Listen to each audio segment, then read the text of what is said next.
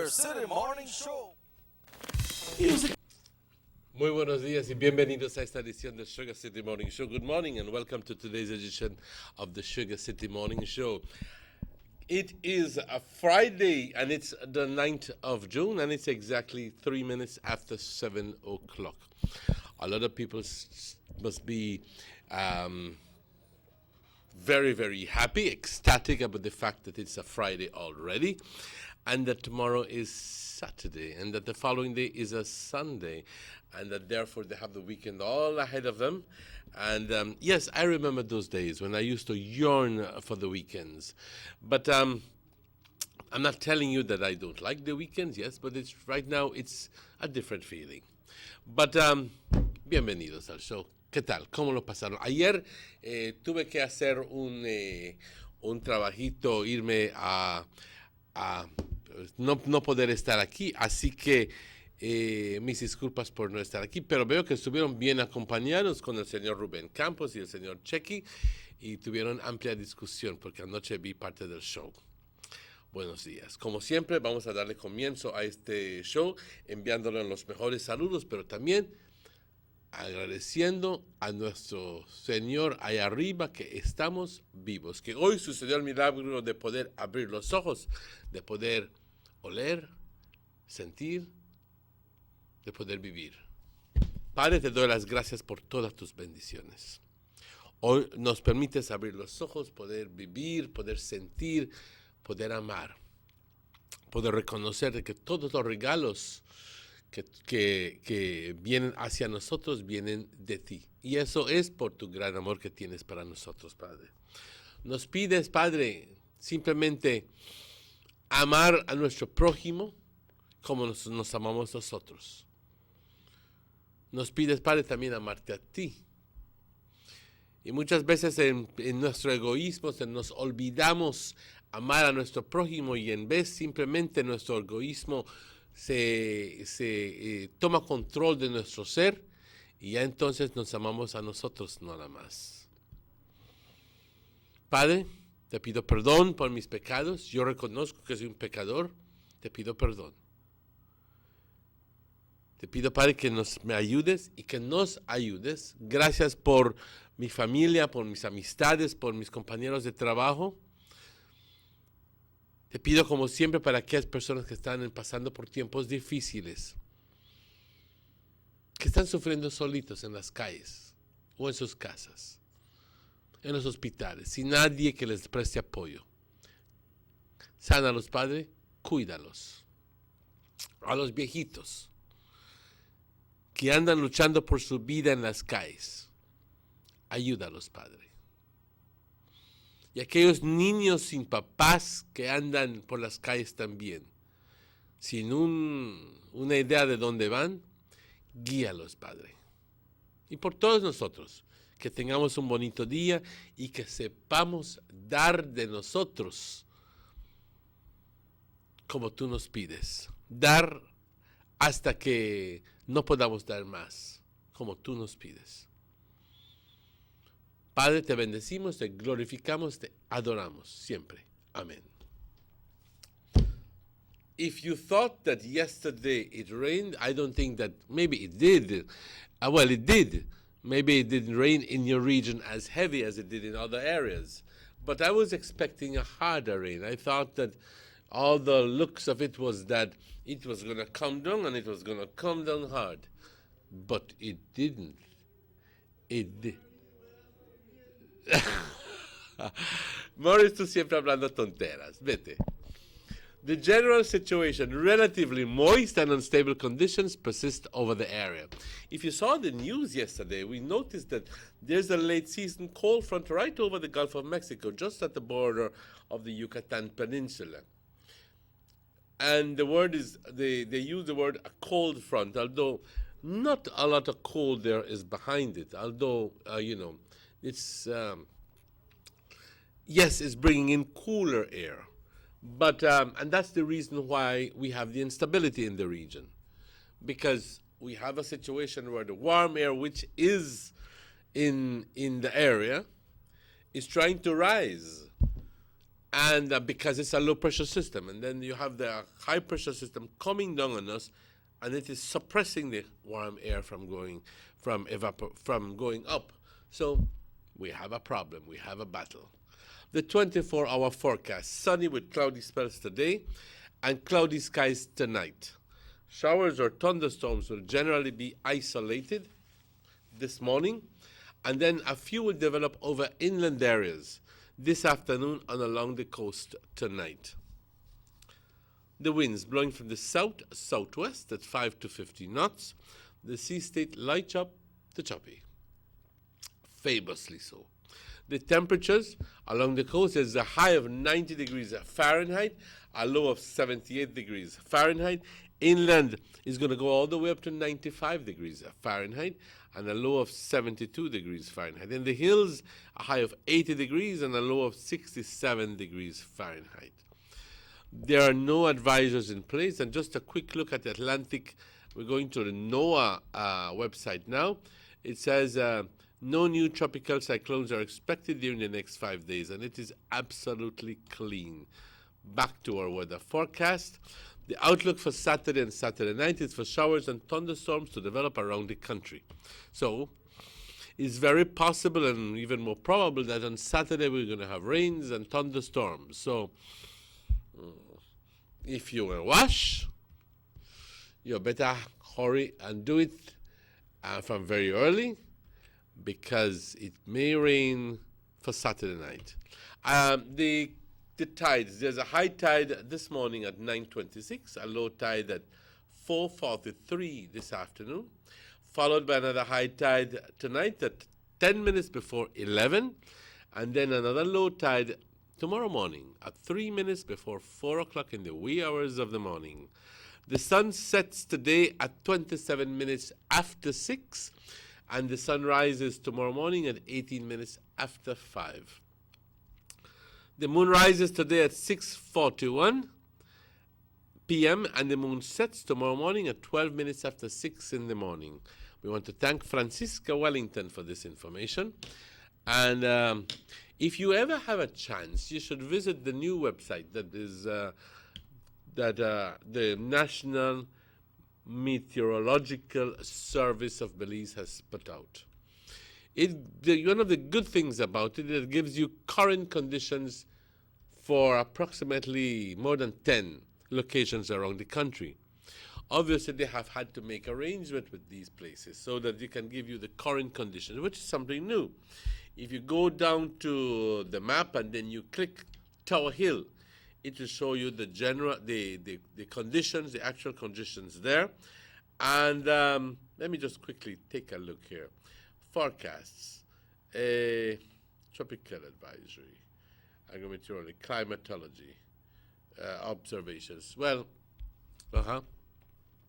and it's a pretty good website, and I invite you to go into the website and to explore that website. Okay. Excuse me. Buenos días, compañeros. Un gran gusto saludarles. Este es el reporte del tiempo para hoy, viernes 9 de junio, y les envío atentos saludos. La situación general para el día de hoy: condiciones relativamente húmedas e inestables continúan sobre nuestro país de Belice.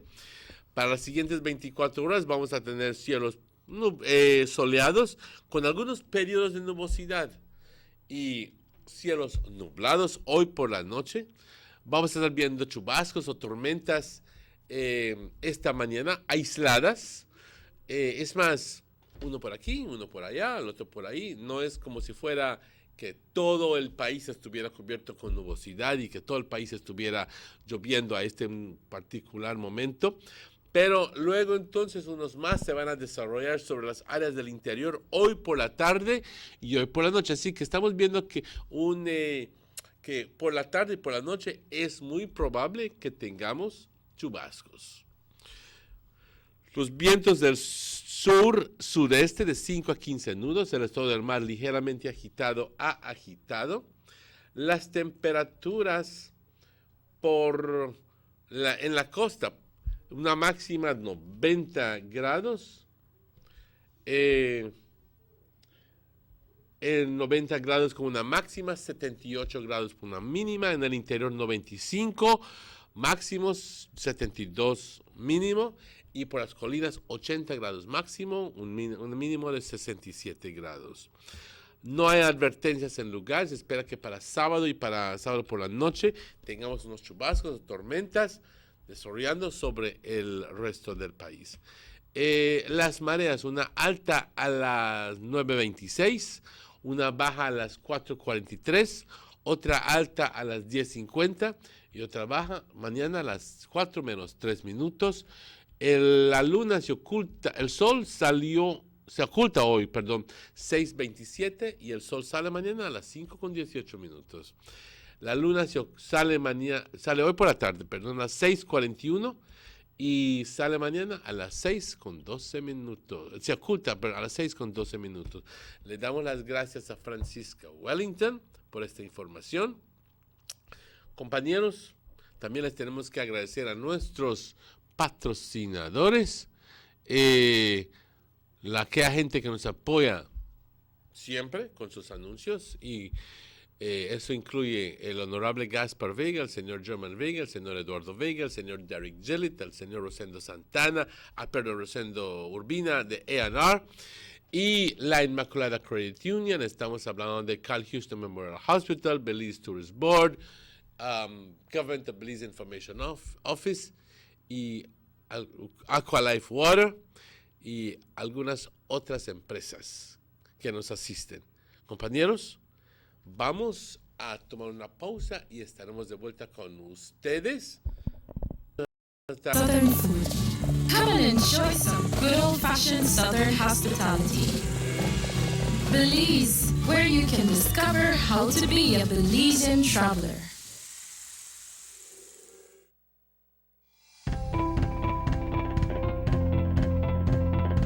Hello, friends.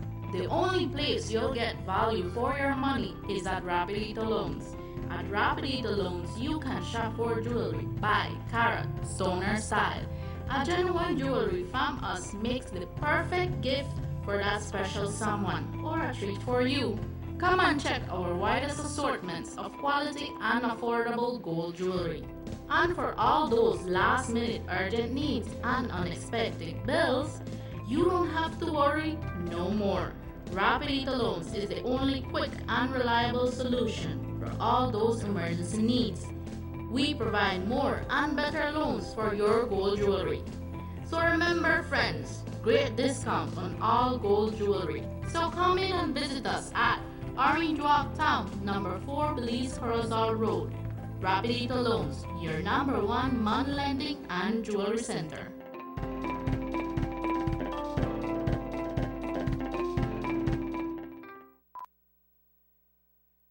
Tienes 8 cilindros. Eres adrenalina disfrazada de aleación de aluminio a 8000 revoluciones por minuto. Así como así. ¿Será el cigüeñal? Una limpieza de inyectores, un cambio de aceite. Vas a correr con libertad, campeón. Los que entendemos al motor como si tuviera voz, hablamos máquina. Rostras, poniendo el mundo a funcionar. Ahora distribuido por German Vega Anton. Búsquelo en tu tienda favorita. This whole got Wi-Fi or what? Buy the word about Wi-Fi, we go for party! You only live once. You've got to live in the moment and make the most of each time. Because once it's gone forever. That's why I love my Digicel 4G LTE mobile data. Hey, you know the Wi-Fi password? I am always connected. I can share my memories with everyone. They always know what's happening. You know who hosts this? You got the Wi-Fi? You don't have to be like Bali here and they try deep Wi-Fi. With Digicel 4G LTE, you can share whatever you want, whenever you want. You never have to wait for Wi-Fi. The bigger, better network. Digicel. What? Why did I get Wi-Fi?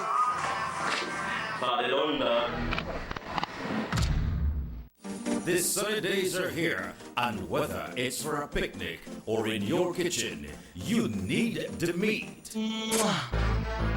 Gillette's Meat Shop proudly offers a variety of juicy cuts such as processed meats, ham, bacon, salami, longaniza, and sugar-cured ham, just to mention a few.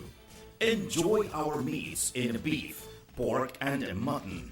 So for that healthy cut your family enjoys, visit us at number 18 San Antonio Road in Orange Walk from Monday to Friday, 7 a.m. to 12 p.m. and 1:30 p.m. to 6 p.m. Saturdays, 7 a.m. to 12:30 and 3 to 5 p.m.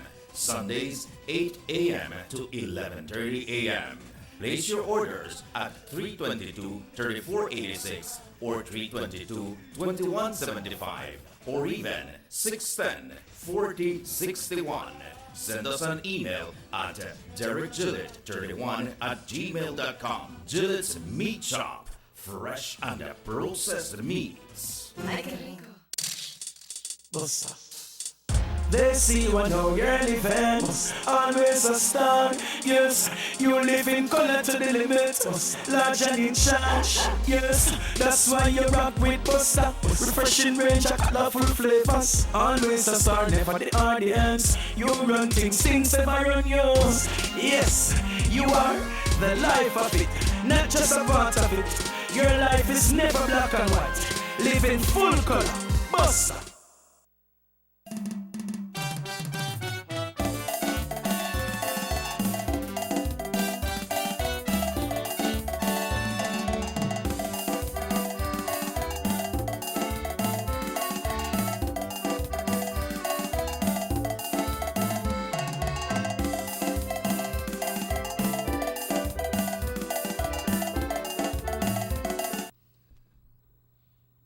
Welcome back to the Sugar City Morning Show. It's exactly 21 minutes after 7 o'clock, and today is Friday, the 9th of June. If you are celebrating your birthday today, have yourself a happy birthday. If you're, whatever reason you're celebrating, maybe an anniversary, maybe your pa birthday, or maybe your granny birthday, or whatever it is that is you're celebrating, have yourself a wonderful day.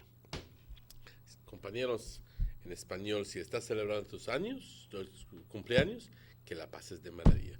Chucky, good morning and welcome. Good morning, my friend. I apologize earlier for not being here yesterday, but I had a little urgency. I had to go do certain things very early. Yeah, these but things you happen. did well yesterday. I saw part of the show last night. You were with Mr. Ruben Campos. Yep, and if you notice, the topic was discussing mostly about the party. It's not about politics much, but it's about the party itself. How is the party coming on? What I like to see, good morning to all as well. How is the party coming on with the restructuring of the party, and how prepared is the party for the 2018 municipal elections as well? And what was the general consensus after that? Well, we talked about a little bit about the super bond, about the Senate hearing. We talked about the transition from leadership to leadership. Well, he mentioned that the party has its constitution, and that might take back the party to a convention, but it depends on what the party decides. So I think it's basically And this is in the light of the possible resignation or departure of the Prime Minister Barrow because of his ailing condition. Right. And handing over of power from one to the other. Yeah. And it's not as if we're to say automatic. No, it's not automatic. Because at the end of the day, the Governor General wants to hand over the post of Prime Minister to the position of leader of the party that won the most seats. Right. But that position of leader has to be determined. Right. And that's an internal politics of the yes, party. Yes, it is. Because once you become the leader, is because that the other members of your party are with you. Exactly. You know? Right. And we're not saying that he doesn't have the support. We're just saying that that's an internal process that has to happen. Right, that has to happen. For anybody to become the leader of a party, it's not an appointment. It has to go to a convention within the party. Now, if the party at their party council, they decide that they want to elect somebody there, then afterwards it depends on the supporters and the members of the party if they will accept that as well. That's why I don't think that Prime Minister Barrow will be demitting office anytime soon. Well, it say depends on the convention has not happened. No. You understand me?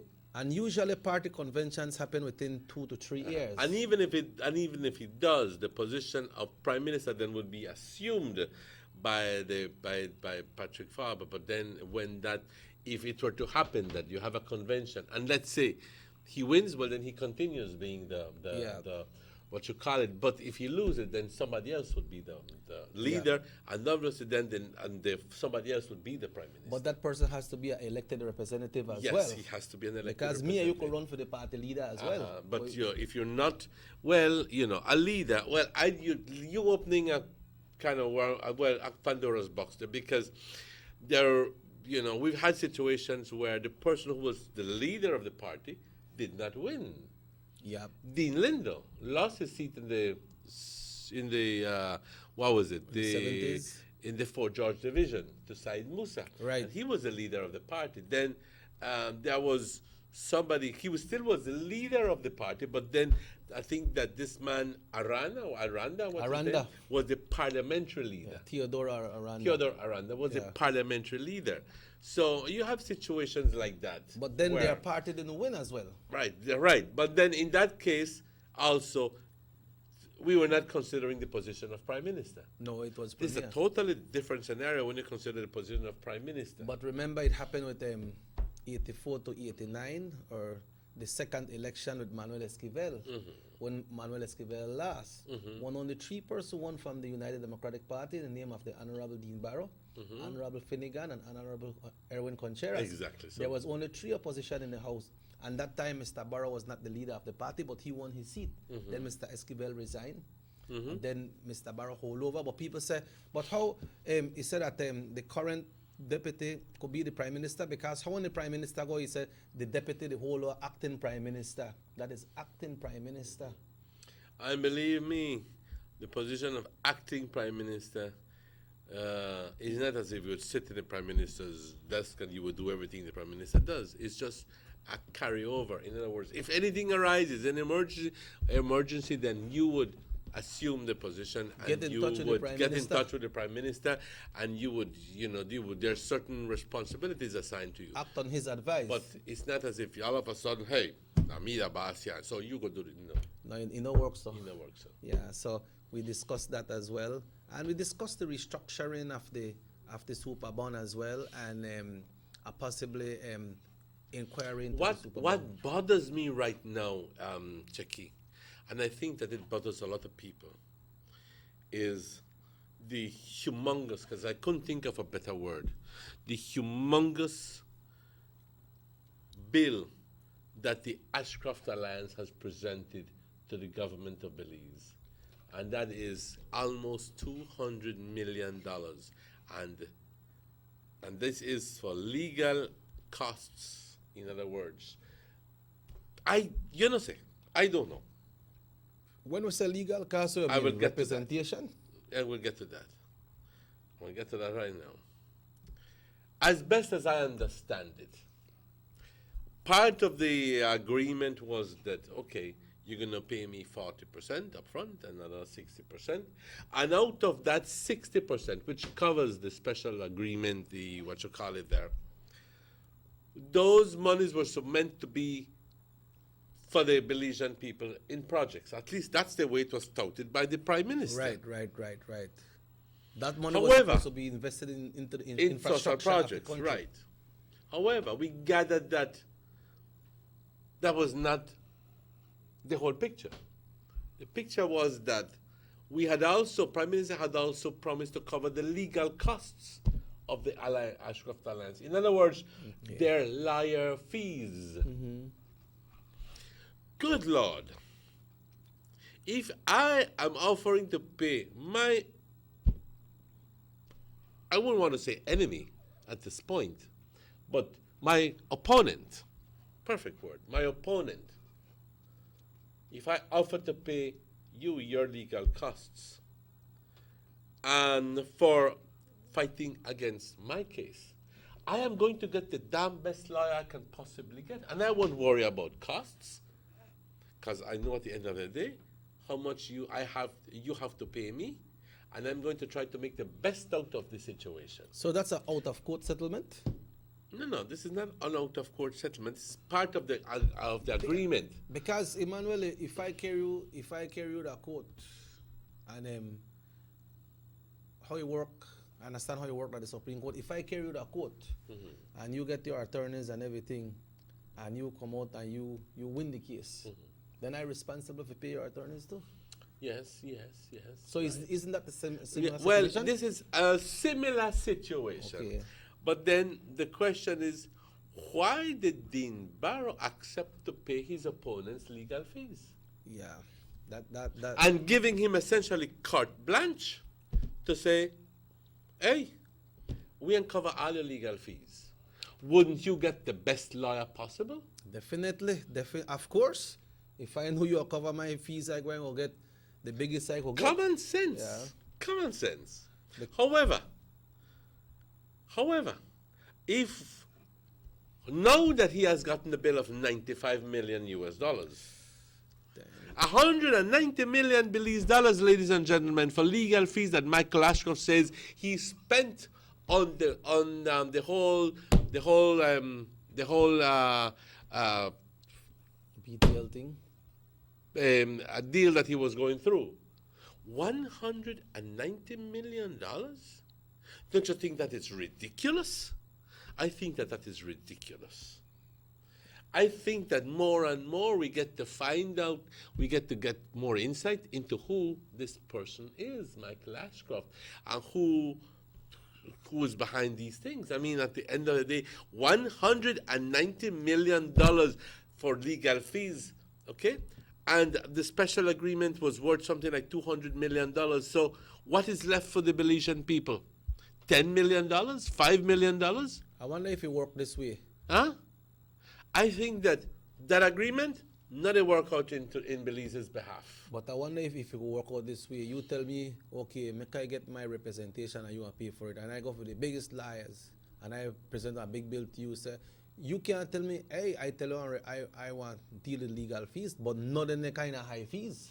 Yeah, but I wonder, those things are normally treated beforehand. In other words, I can't give you carte blanche to find out. You get your liar. Never mind the costs. Mm-hmm. Never mind the costs. Never mind the cost. Was that never mind the cost situation put in there, or was there some sort of maximum?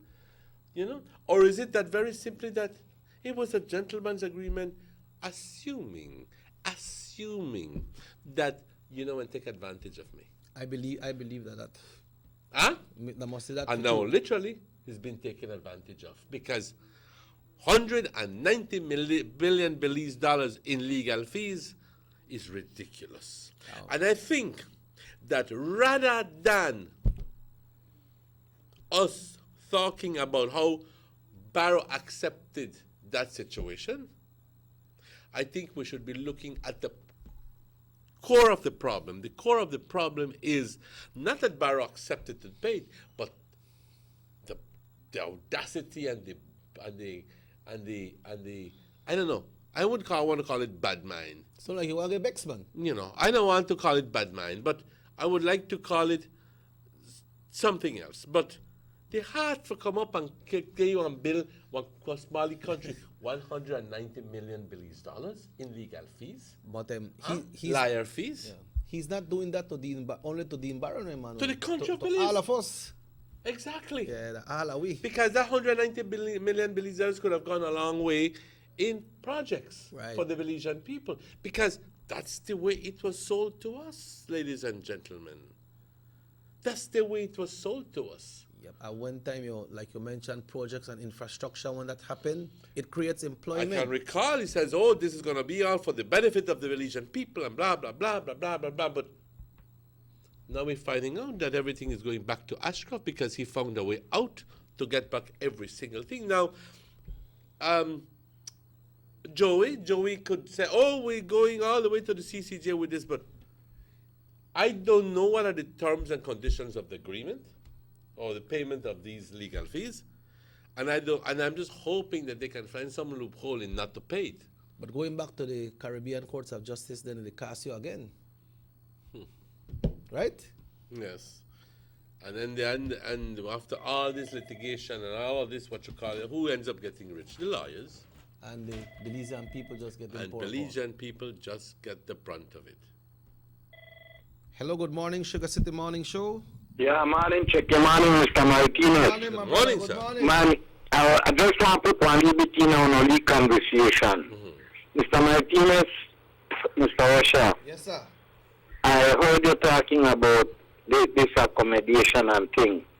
I think that the Belizean people is not being loved by the PUP because everybody know all over the world, the government, the party, the people, the party will run the country with the taxpayers' money, the tax where they collect, revenues where they collect them in a whole, revenues.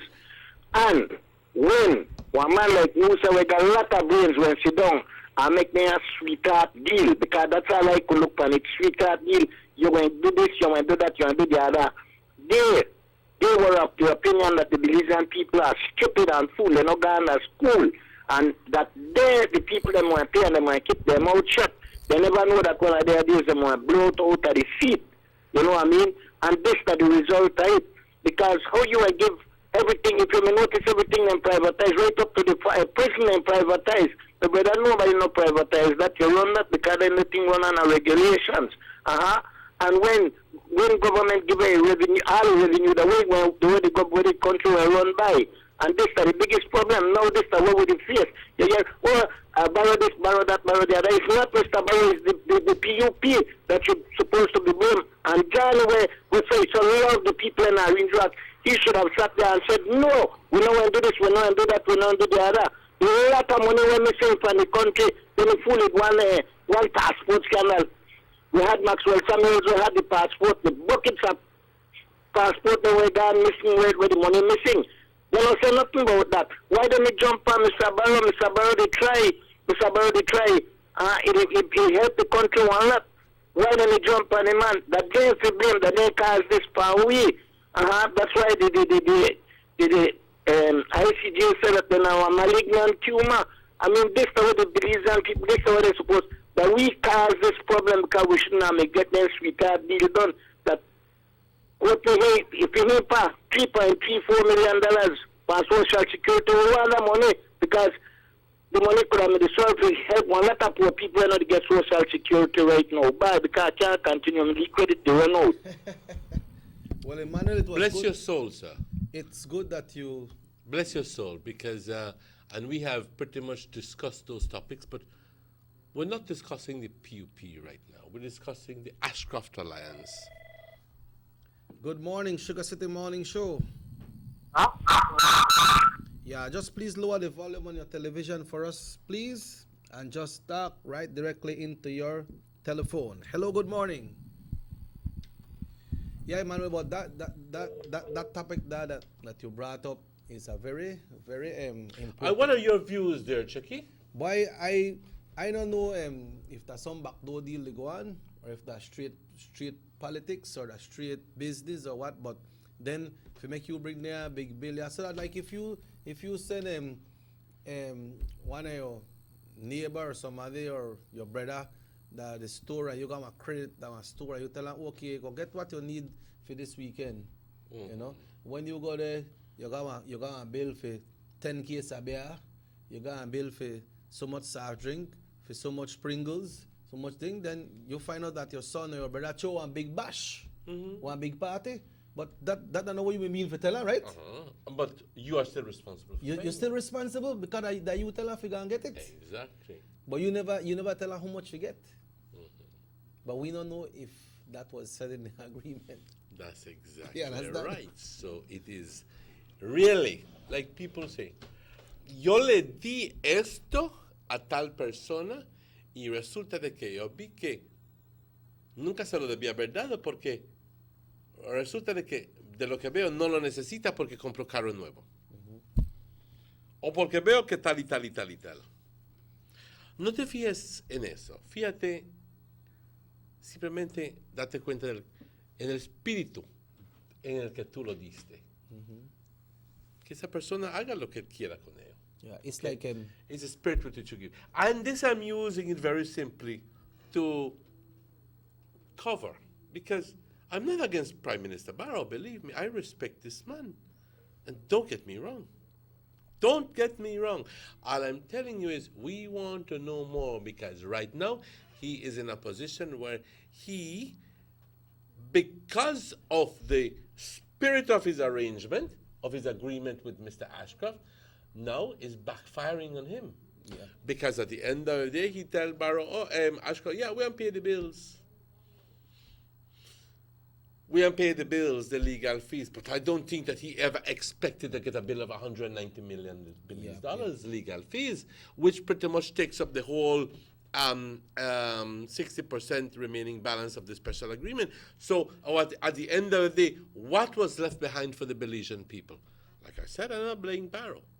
The whole point of the thing here is that Ashcroft Alliance, I don't find the words yet, but what a nerve to come up with a bill of $190 billion. And the media then to capitalize on the fact that Barrow made this agreement rather than looking at the fact of the incredibly inconsiderate and incredibly humongous bill of $190 million. So it's just the way the media focuses on it that, that we react, rather than we should be looking at how the hell you gonna give me a bill for $190 million in legal fees? You understand me? That's what we should be looking at. But the media takes it wherever they want to take it. That like if somebody did graduate, I say, he tell him Mary that two of my leave friends and they graduate too, man, and we're going to prom, but they don't really got no money if go, we could help them. And I say, just carry my credit card and make we buy something for them, because no tienen dinero. Entonces, and then if I know that they buy tuxedo. Yeah, they're gonna Chetumal, they're gonna Liverpool and buy a big time tuxedo, and that person don't know until they get his statement. Eso te doy la mano y me jalas hasta la pata. Yep. So that's the situation. The heart of the Ashcroft Alliance to literally take advantage of the situation, of the promise to pay. And like I said, I don't know the agreement there between Barrow and Ashcroft. But it could be, Manuel, that you could tell me, all right, you know what, Cheque? This time a credit card, I know you need to do something, because things tight. Go buy what you need, but you know what? You could buy up to $100. Not was that included in the agreement? Because possibly? over $100, I will not be responsible. And I would have loved to see that in the agreement. And then I gone and I spent $1,000. So the other one responsible for the what you call it. But was that included in the agreement? We don't know. We don't know. But knowing Mr. Barrow. Maybe he did. Yeah. Maybe he will find a loophole. If Mr. Barrow tells the public that he's going to fight the case all the way up to Supreme Court, that he's going to. He must have some kind of evidential background to do that. A make face situation, or is it I don't know what it is, but I was hoping that we would have an easier resolve to easier solution to this problem. Solution, that's the word. Where the Ashcroft Alliance would say, tell you what, my bill is only $25 million. And the rest of the money stays for the Belizean people, and we utilize it in projects. But no. We get to find out what kind of man this Ashcroft. Why is it when usually governments are in, they always have issue with this gentleman, man? I will only begin to tell you one phrase. Money tax and... Well, we now walk right now, but we have to take one break. Yes, let's do that. Folks, we take a short commercial break, and we will be right back. It's 17 minutes away from 8 o'clock. Everyone told me I can build an empire, but they never told me what it entailed. I I am always on the go. I take pride in providing the most reliable and efficient service. That's why I love my Digicel 4G LTE mobile data. My customers can contact me at any time to send me pictures of what they want. Plus, I can always place international orders for new products no matter where I am. Me and Digicel 4G LTE, we make a good team.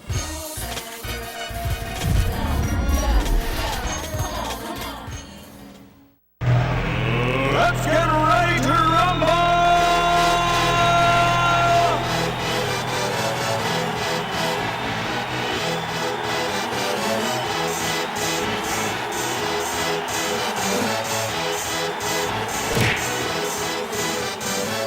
Y'all ready for this?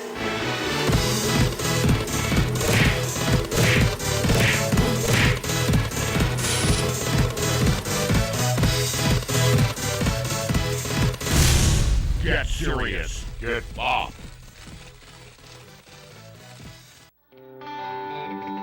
Everybody wants a clean and healthy family. That's why they purchase the best food products and the cleansing materials. This time, we give you a bigger size of La Costeña products like the mouth-watering fried beans and the pasta sauce. And surely for your clean laundry, we have the breathtaking aroma of Ensueño Max Suavitel.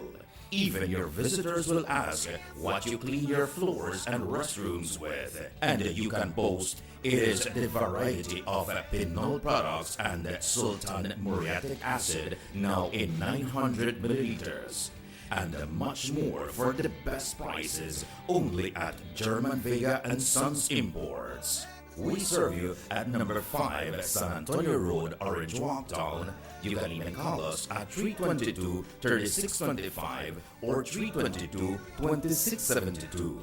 Or you can even send us a fax at 322-2571 or email us at germanvega@btl.net. German Vega and Sons Limited, because we care for you.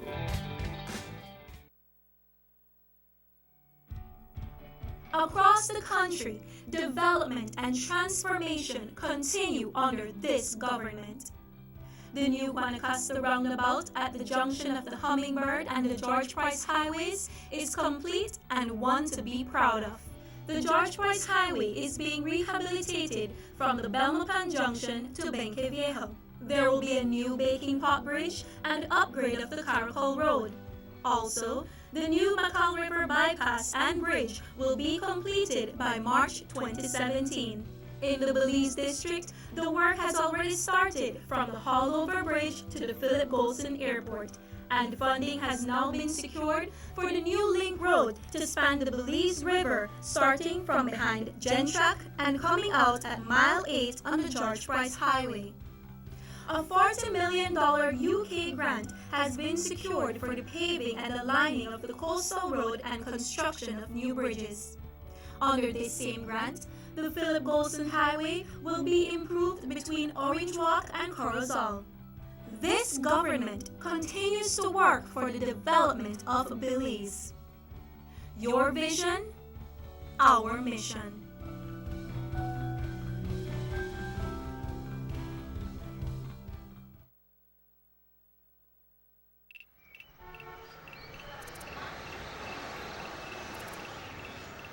Everyone needs a getaway.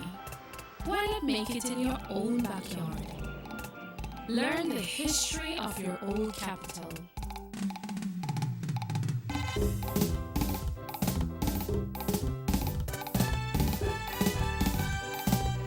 Or venture out on a road trip to experience the village life and be captivated by nature's wildlife, culture, and food.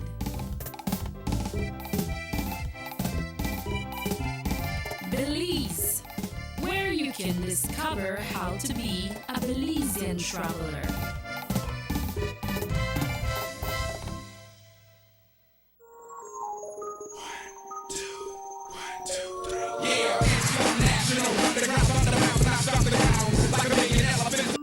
What? 50%? Sure, no mess wrong, but the water do pan it so. But I just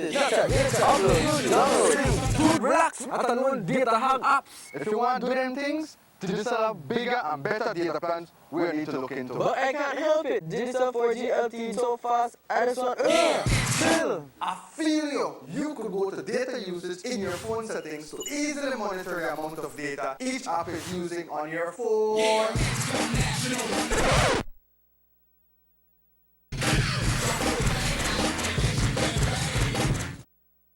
As a testament to government's commitment to improving the lives of all Belizeans, in 2016, the Ministry of Investment, Trade and Commerce, championed by Beltrade, secured approximately $300 million in new and expanded investments, leading to over 1,500 jobs in tourism, agribusiness, and business outsourcing.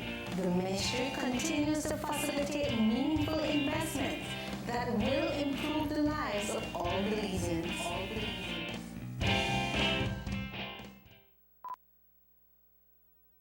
Tienes 8 cilindros. Eres adrenalina disfrazada de aleación de aluminio a 8000 revoluciones por minuto. Así como así. ¿Será el cigüeñal? Una limpieza de inyectores, un cambio de aceite. Vas a correr con libertad, campeón. Los que entendemos al motor como si tuviera voz, hablamos máquina. Rosras, poniendo el mundo a funcionar. Ahora distribuido por German Vega & Sons. Búsquelo en tu tienda favorita.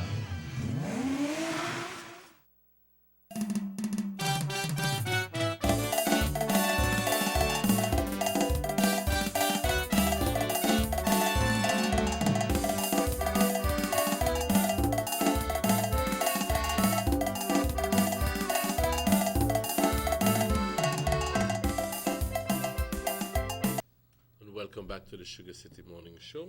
10 minutes away from 8. 10 minutes, 9 minutes before 8 o'clock, and today is a Friday, and today is the 9th of June. Time is flying so quickly, Yes, you time know, to fly. funny. Time to It's just fly, not time to funny.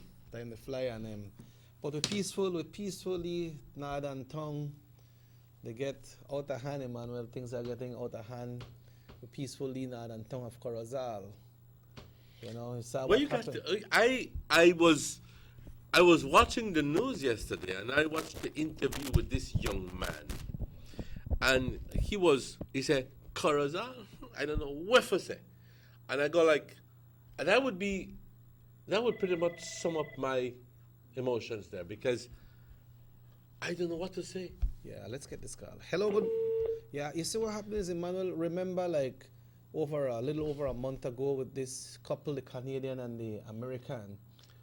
Thank you. Then this leads to a lot of speculation. Can it be there is a killer walking around Corozal town? Can it be that the Mexican mafia is involved in this? Can it be just pure sheer coincidence and one incident is not related to the other? And can it be that, and the worst thing is that, like the caller, the family mentioned yesterday, that the police have never called them in respect of the two, the two people who lived in Consejo. Have never called them, and they need closure. You mean the one with the Canadian and the American? Exactly. But you see, the thing is, Emmanuel, all of this search happened, and the last time with this Canadian and American couple, it wasn't found by the police. It was found by a farmer. This farmer may go for clean the cane field, or he may get ready for burning cane field. Mm-hmm. And then he find this couple in a cane field. Mm-hmm. And the police was all over searching and searching. This happened in the back road, the Ramonal Road, and they call it. That's by the area there by Cristo Ryan, Pachtakane place back there. But then the vehicle was found in a different direction from where they found the couple. Are there any similarities with both incidents? Well, this one, the vehicle was found in the Cristo Rey, Pachacan area, and the bodies were found on the Consejo Road. So they were separated from where the vehicle was found. They probably say right there vehicle and they are right there so.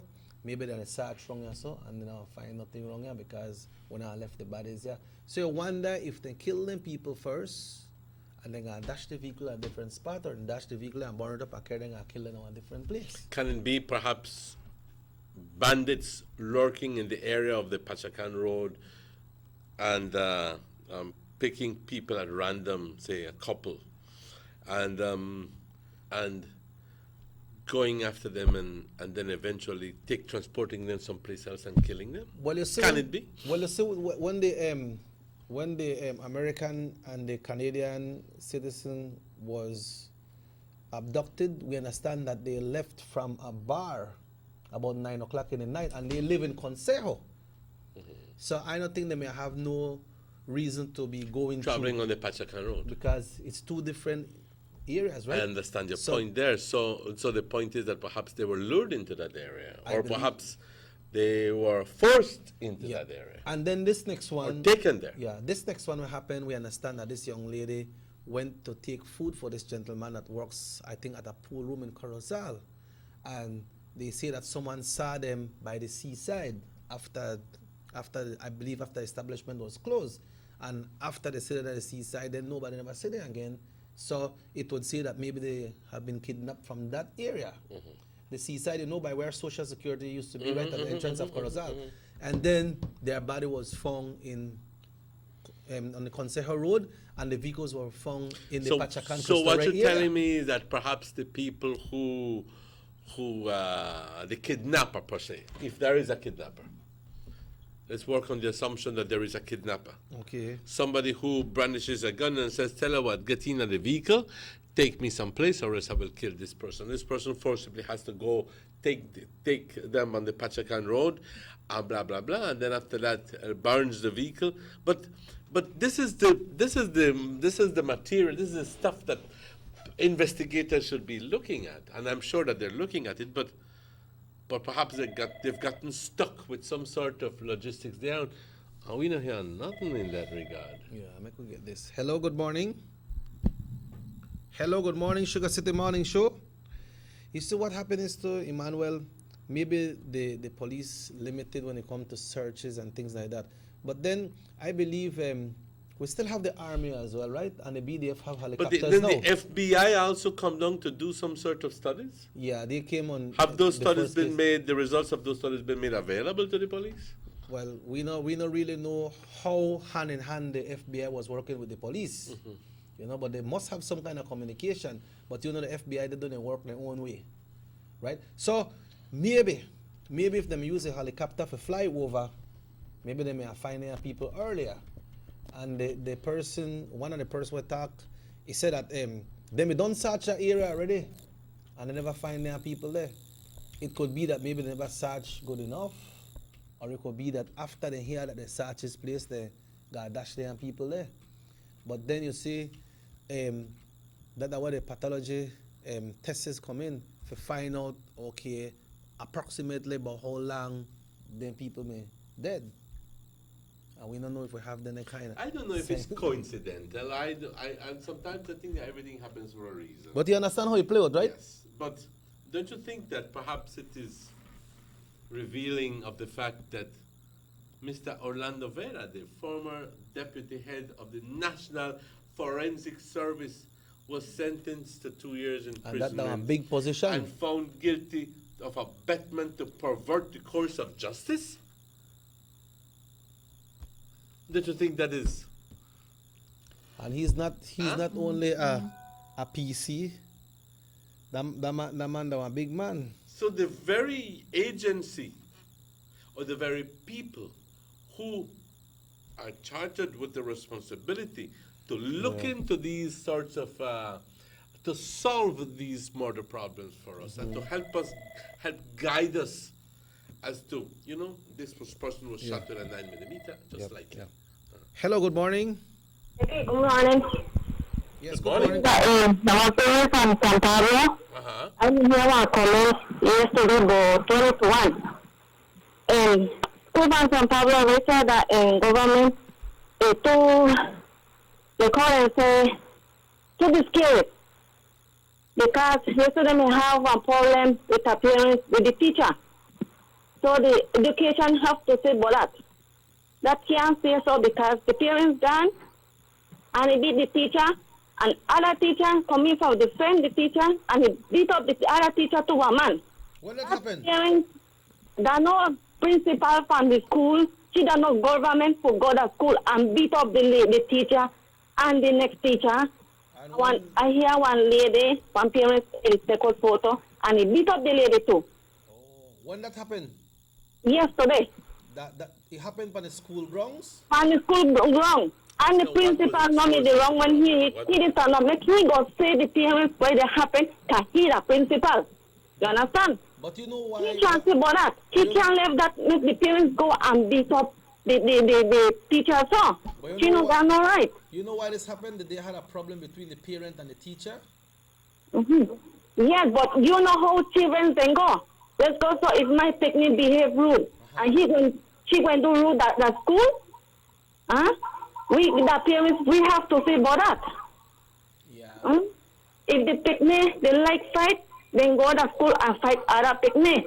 And he going to tell the parents other stories, the parents believe that child. And that no go so. The parents shall go in peace. You know what miss what they happen here. She no have no go right and beat up the teacher for nothing.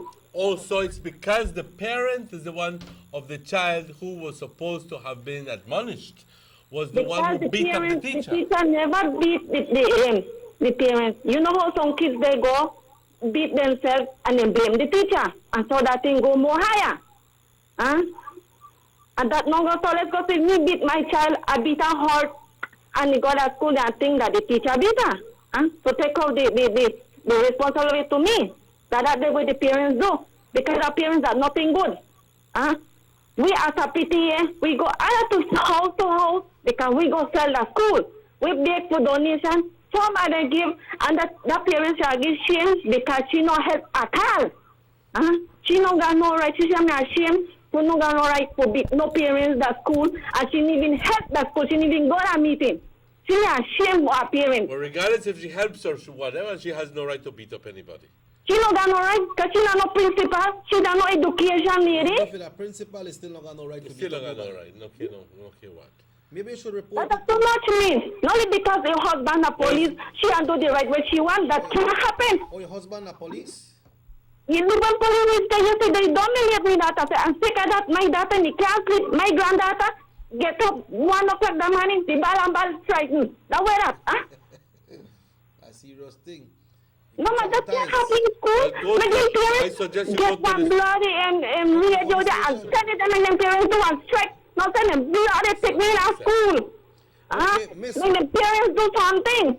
Not let them say make the parents do anything when she wants. That can't happen. Mr. says some people have some pictures, right? What we will suggest, myself and Emmanuel, is for you to get the pictures and go to the original police station and ask for Mr. Tillett. Make the education to do that. That school there. Like what is the abandoned? Yeah, because we just can't condemn the school for one thing will happen, right? And yes. That's something good, but why don't you get the pictures and take it to the police station and ask to Mr. I know my daughter told me one day me take a picture. I don't know the lady. Well, even if you don't have the picture, you know this thing happens. So I believe you should go to the police station. Take a picture and beat her for that. That can't happen. Yeah, go to the police station. And I want bloody lady Paisa. She and for 1 later, I believe what happened. We as division, we now have to serve them bloody Paisa. They come 1 night later, I believe. That can't happen, me. All right, well, we advise that you go to the police station, ask for Mr. Tillett, and you'll make a report, and we're sure that they will look into it because we have to. But please don't get no trouble because that won't solve the problem. It's better that you go to the police station and talk to the police, and they are the ones that solve these problems, all right? Yes, thank you very much. All right. Emmanuel, somebody was living in the area say the Canadian was found at the Chanchen Feeder Road, and the couple car was found between Pachtakan and Yochen Feeder Road. That's in the same area. That is in the same area. Yeah, same area. Then I can believe that be revealing of anything? Perhaps the person who if there's some kind of connection or something has maybe lives in that area, resides in that area, visits that area. Can it be just purely coincidental? When the gentleman from the K9 unit was here, Did he spoke anything about the dog, that the dog could find these kind of situations, like how them last day and people and can't find it, or the dogs are just for guns and If weapons? the dog can be given some sort of Clothes or something. scarf, dress, shirt of an individual, he will pick up the scent, and then he can possibly help. But and these are the cases when we'd like to hear of the performance of these dogs doing some sort of work there, but I don't know what. Sometimes I wonder how much effort is put into it to reach those points. Why are you getting that trouble? No. That you or not you? Yes. Yeah. Somebody say, good morning. I don't want to think that this might be a serial killer. That's what somebody is saying. Quizás, nunca sabes. Maybe we have the makings of a serial killer right here. Mina, no? Should we be worried? Hell yes. So right now, not only Corozal, because something comes from one point, then when the it proximity, man, I only took 28 miles up to Corozal to Orange Water. you reach a Corozal in a half an hour. Half an hour. You know? You know what I mean? And you have never heard anything coming out from Corozal. Well, I wouldn't say never, but you rarely hear anything coming out of Corozal. And you know that a young man was shot also Tuesday night in Yes. Corozal as well. Yes. That's in the San Andres, San Antonio area. Exactly.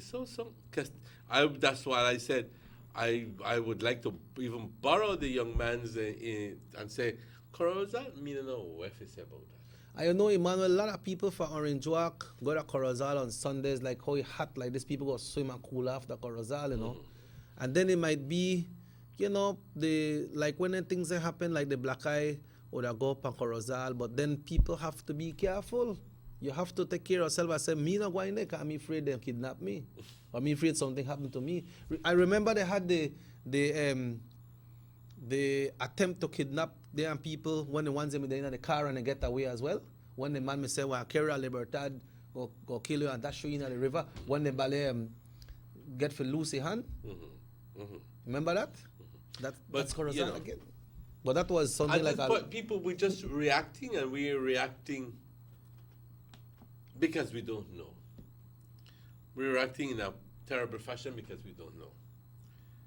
If we, the public, would begin to know or understand that this person, begin to even know, if that with the help of the police or with the help of somebody, that this person is a serial killer, well, then we would be genuinely afraid of going. True. Or that if these persons, these actions come from the mafia, well, that limits the persons who should be afraid, because they're not target you. They will only target those people who they can get something from them. In other words, the gangs and the mafia, well, not really the mafia, but the terrorist groups and so forth, look for funding. They want to get money to buy their arms and their bullets and their ammunition and their whatever. You understand me? Yep. But they Of will course. not target a poor farmer because they can't get anything out of him. Yeah. But they will be able to target, they would like to target a wealthy individual, a couple, so that they can kidnap them and get ransom money.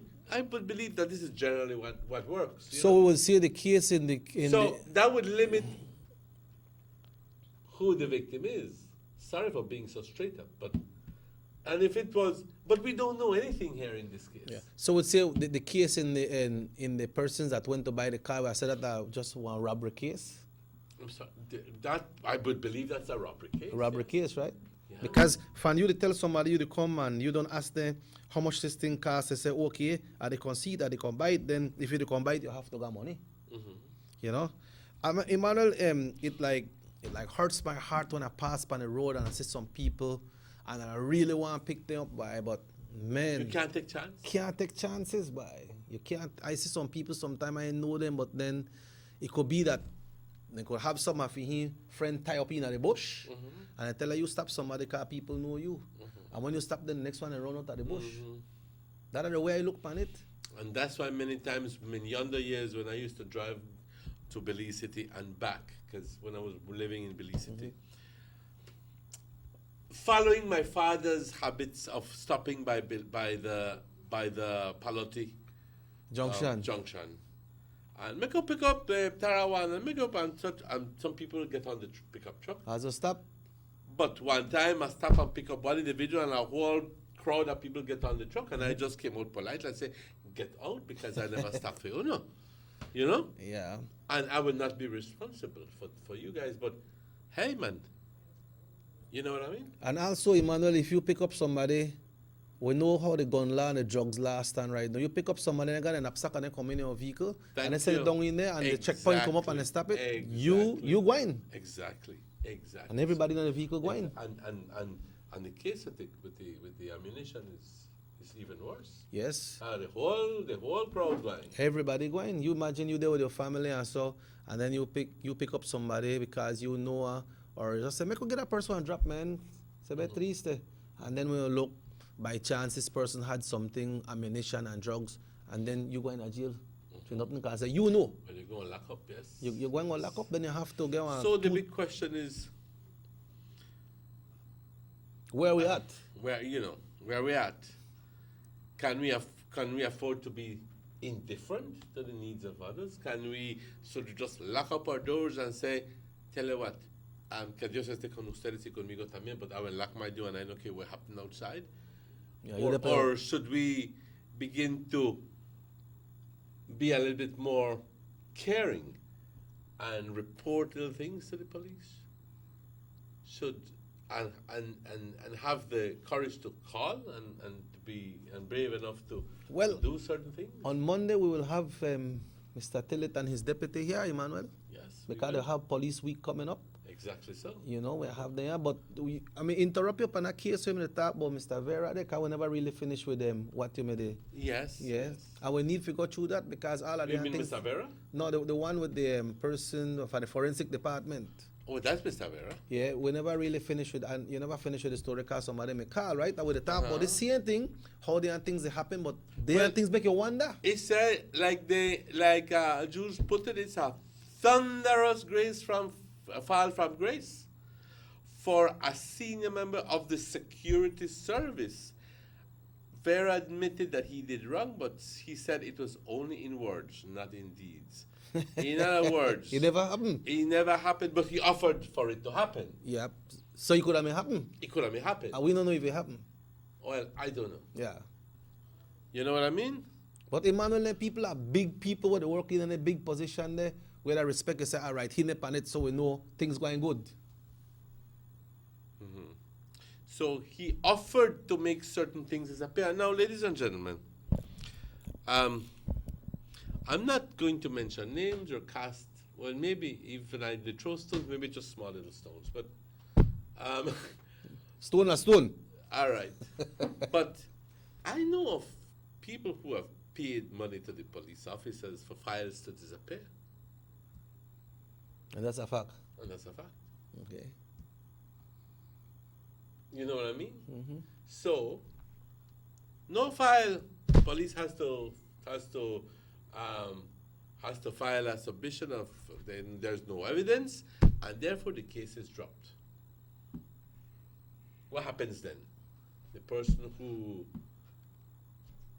the perpetrator is never taken to justice and is free to continue doing it all free, over. And then that free up your mind and say, well, I good. I could continue the way they do. What effect it does to the other people then who view the justice system as something that is holy and that is sacred and should not be corrupt, and then the people say, "Pero qué pasó? If here in the world, here on earth, we cannot get justice, then where can we get justice?" And then, you know what I mean? And then they begin to lose faith in the judicial system. And then they begin to cast aspersions into the judicial system because many times it's out of experience that they know that tal y tal persona pagó al policía para que tire la evidencia. Yeah, o tal y tal persona le pidió a tal persona. Que en este caso es justamente lo que sucedió. Yeah. And then most of them don't know the name after the individual. So they say the police department. Like this one, I said the forensic department. And I don't believe that everybody in there do them kind of things. So what should we do? If you punch one in the eye, punch somebody in the eye, if somebody punch me in my eye, that don't mean Emmanuel figure black eye too. You understand? But that the way it work out too, and that's how it play out. Because this case, I'm a serious case, so this man may deal with, you know. So what must have happened to the accused now? Well, the Director of Public Prosecution, Cheryl Lynn Vidal, added that the offense is a very serious and attracts the maximum of 5 years. So the Chief Magistrate said, I will impose a custodial sentence even though he has no previous conviction. Other people must not feel they could do the same. So while he will go to jail or lock up for a night, Vera's attorney, Anthony Sylvester, has already indicated to the courts that he will be appealing the conviction and sentence. Oh, yeah, appeal? Yeah.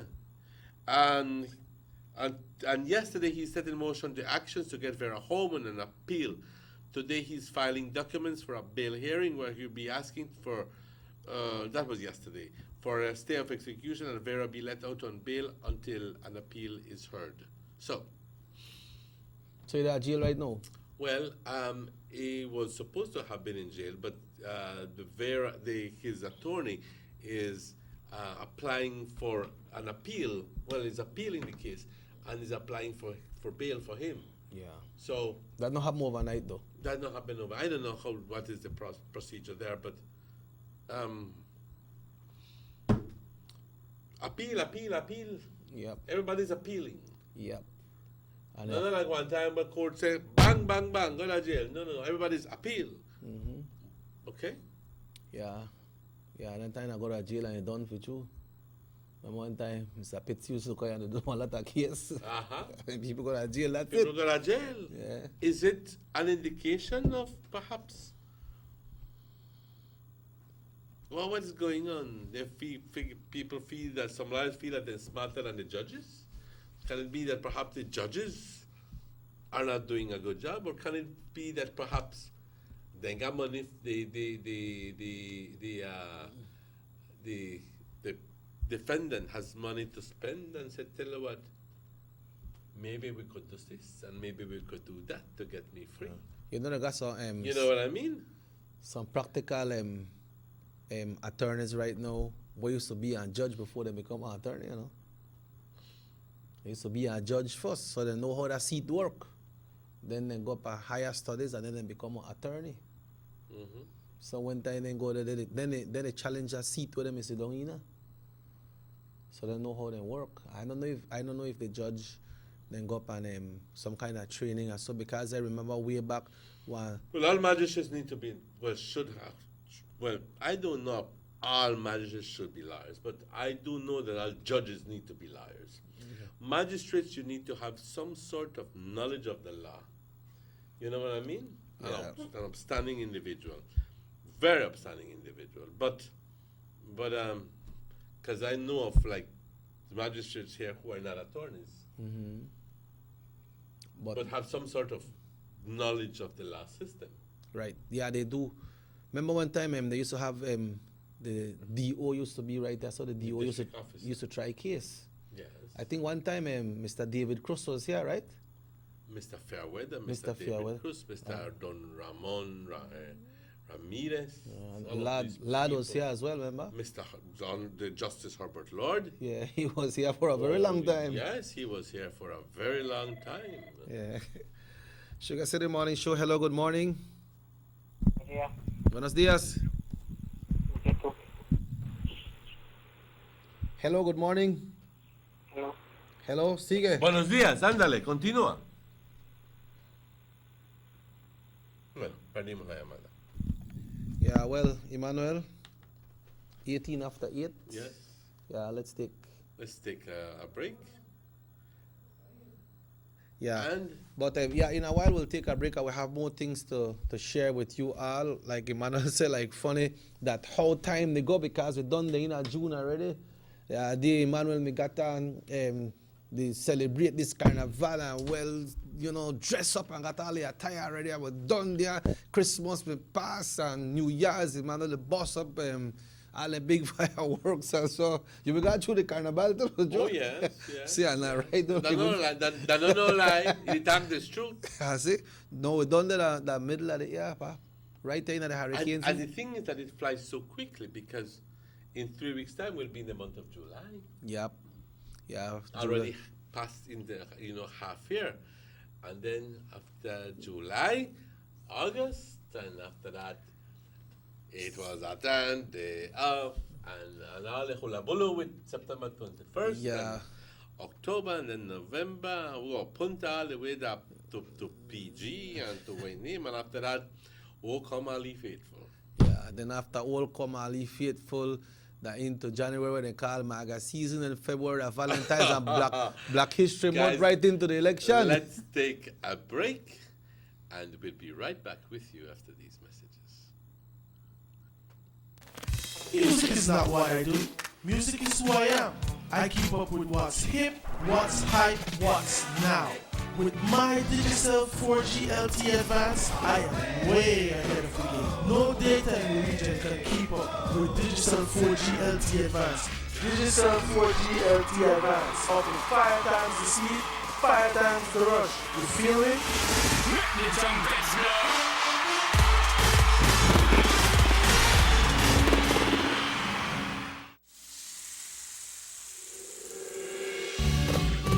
Why go anywhere else on vacation when an unforgettable experience awaits you right here in your own backyard?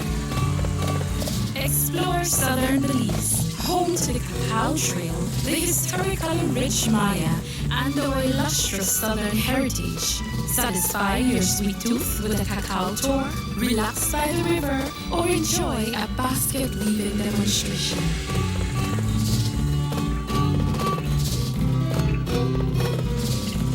Stop in for some delicious southern food. Come and enjoy some good old-fashioned southern hospitality. Belize, where you can discover how to be a Belizean traveler.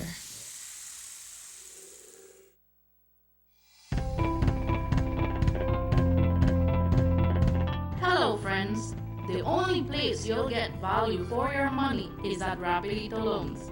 At Rapidito Loans, you can shop for jewelry, buy, carat, stoner style.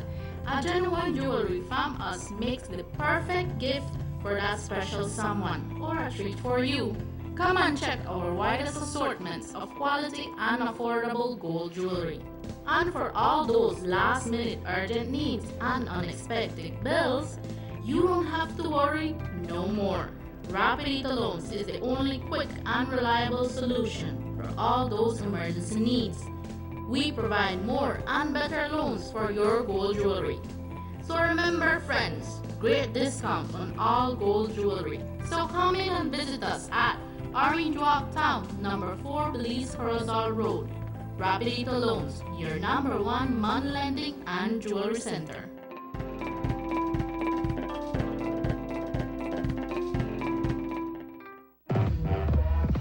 This whole got Wi-Fi or what? By the way, about Wi-Fi, we go for party. You only live once. You got to live in the moment and make the most of each time. Because once it's gone forever. That's why I love my Digicel 4G LTE mobile data. Hey, you know the Wi-Fi password? I am always connected. I can share my memories with everyone. They always know what's happening. You know who holds this? You got the Wi-Fi? You don't have to be like Bali here and they try deep Wi-Fi. With Digicel 4G LTE, you can share whatever you want, whenever you want. You never have to wait for Wi-Fi. The bigger, better network. Digicel. What? Why did I get Wi-Fi?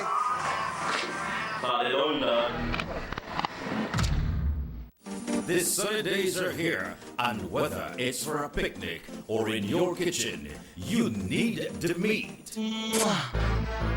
Gillette's Meat Shop proudly offers a variety of juicy cuts such as processed meats, ham, bacon, salami, longaniza, and sugar cure ham, just to mention a few.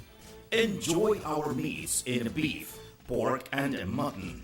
So for that healthy cut your family enjoys, visit us at number 18 San Antonio Road in Orange Walk from Monday to Friday, 7 a.m. to 12 p.m. and 1:30 p.m. to 6 p.m. Saturdays, 7 a.m. to 12:30 and 3 to 5 p.m. Sundays, 8 a.m. to 11:30 a.m. Place your orders at 322-3486 or 322-2175 or even 610-4061. Send us an email at derekgillett31@gmail.com. Gillette's Meat Shop, fresh and processed meats. They see what no girl events, always a star. Yes, you live in color to the limit, large and in charge. Yes, that's why you rock with Buster. Refreshing range of colorful flavors, always a star, never the audience. You run things never run yours. Yes, you are the life of it, not just a part of it. Your life is never black and white, live in full color. Buster. Everyone told me I can build an empire, but they never told me what it entailed. I am always on the go. I take pride in providing the most reliable and efficient service. That's why I love my Digicel 4G LTE mobile data.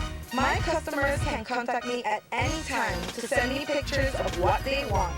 Plus, I can always place international orders for new products no matter where I am. Me and Digicel 4G LTE, we make a good team.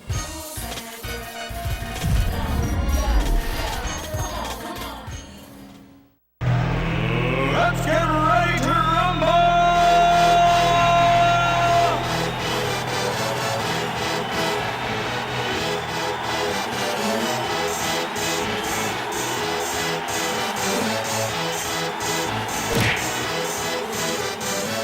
Y'all ready for that?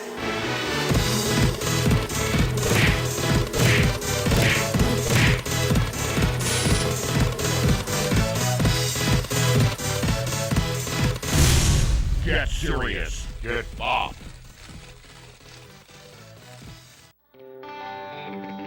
Everybody wants a clean and healthy family. That's why they purchase the best food products and the cleansing materials. This time, we give you a bigger size of La Costeña products like the mouth-watering fried beans and the pasta sauce. And surely for your clean laundry, we have the breathtaking aroma of Ensueño Max Suavitel. Even your visitors will ask what you clean your floors and restrooms with. And you can boast it is the variety of Pinol products and Sultan muriatic acid now in 900 milliliters.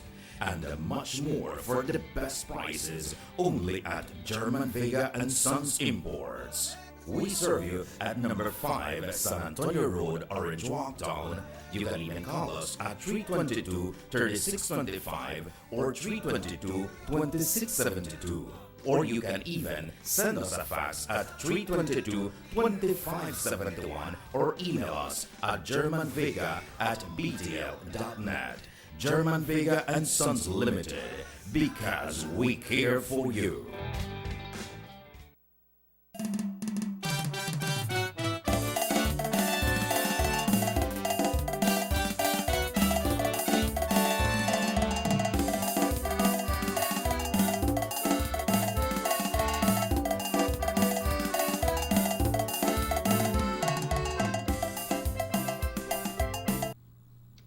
Welcome back to the Sugar City Morning Show.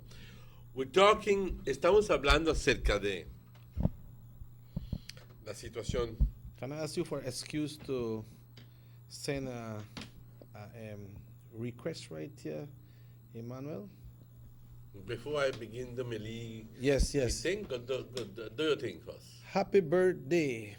Blessing goes out to Pastor Tony Young. He say, come celebrate with him this Sunday, 9:30 a.m. at the United in Christ Evangelical Church on San Antonio Road. So today is Tony's birthday. You know Tony, right? Of course. All right. All the best to you, Pastor.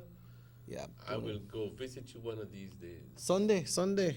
The United in Christ Evangelical Church, 9:30 in the morning. Come and celebrate with It's Pastor always good Tony. to see you and to chat with you. You and Pastor Ann. Yeah. Always good to see you. So. All the best to you. Yep. Vamos hablando de la situación de crimen, la situación con esas personas recién fallecidas en Corozal. Generalmente no hemos escuchado nada de Corozal en el aspecto criminal, que hasta cierto punto estaba bueno. Porque, pues, no news is good news, and therefore, you know what I mean? Yeah. Si no escuchas nada, todo está calmadito. Pero tan de repente hemos estado escuchando, recién, hemos escuchado de 5 o 6 personas que han fallecido en esa área, han sido... Usually we hear those things coming up from Belize City, right? But no Corozal. Han sido muertos en esa área. Y en particular estamos viendo acerca de estas 2 parejas. Si fuera una pareja nada más, y dirías, eso es cosa bronca de ellos, entre ellos gringos canadienses, pero resulta que eran beliceños, una pareja beliceña. Entonces, ¿qué similitud existe entre uno con el otro? ¿Será que son completamente casos completamente aislados, uno con el otro? ¿Será que hay un factor común? Yeah. What is going on? Antier escuchamos de otro caso, ¿no? De un Right. individuo. Right. ¿Ya me entiendes? Así que la pregunta es, ¿qué está sucediendo? Y nosotros, tanto aquí en Orange Rock y más aún la gente de Corozal, está inquieta porque quiere saber. ¿Será que quizás hay un matón caminando en las calles y todavía no se ha encontrado quién es? ¿Será que es mafia? ¿Será que será que quizás es coincidencia y un caso no está relacionado con el otro? ¿O será que es una persona muy hábil que está haciendo pasar esto, el segundo ataque, para que pareciera que tuviera similitud con el primero, pero no tiene absolutamente nada, simplemente para enganchar al primero? ¿Ya me entiendes? Yeah, the first Para case que hasn't le been solved, cause- right? No, the first case has not been solved, and that's the problem. Este es otro Si caso escuchaste- también. Si escuchaste la entrevista ayer con creo que es familiar, ¿no? De la señora quien fue muerta, de que no han conseguido ningún reporte acerca de la razón por qué. Entonces, ¿dónde estamos? Yeah. Pero también puedes saber que no son los policías que buscaron.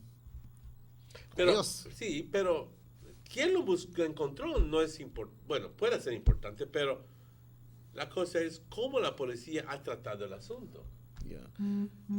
Porque al final del día, ellos son responsables para darle una respuesta a las familias y decirle, ¿sabes qué?